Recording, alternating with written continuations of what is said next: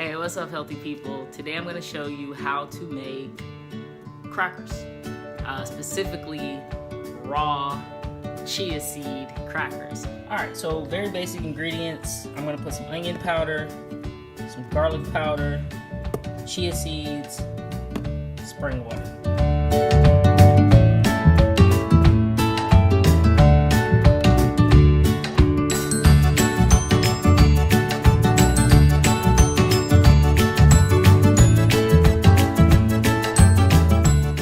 So this is going to thicken, right? So it may seem like I'm putting a lot of water in here, but I'm not. The chia seeds are gonna expand and it's gonna absorb in here. So it's a fine balance here.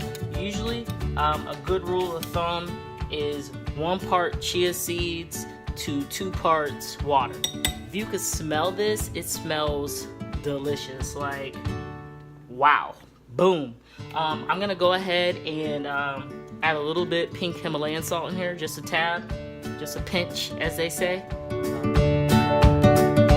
So typically like 10-15 minutes should do the trick, and then we'll add it to the dehydrator.